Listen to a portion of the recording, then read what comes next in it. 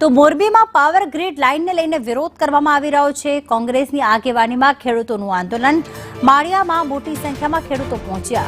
પૂરતા વળતરની માંગ સાથે આંદોલન ચલાવવામાં આવી રહ્યું છે। વળતર આપ્યા વિના કામ શરૂ કરવાનો આક્ષેપ થઈ રહ્યો છે। તો મોરબીમાં જે પાવર ગ્રીડ લાઇનમાં તેમાં પૂરા વળતર વિના કામ શરૂ થતા આંદોલન ચલાવવામાં આવી રહ્યું છે। કોંગ્રેસની આગેવાનીમાં આંદોલન થઈ રહ્યું છે। વળતર આપ્યું પણ નથી ને કામ ચાલુ થઈ ગયું।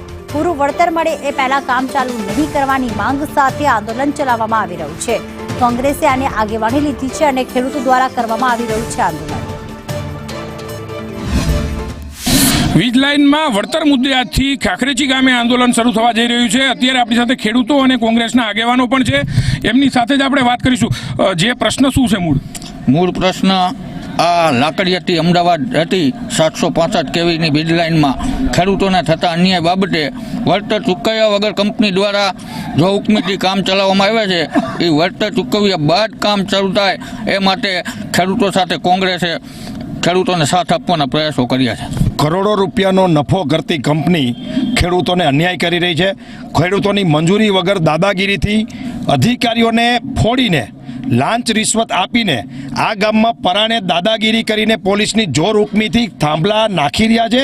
એના વિરોધમાં આજે કોંગ્રેસ અહીંયા રણસિંગુ ફૂંકી રહી છે।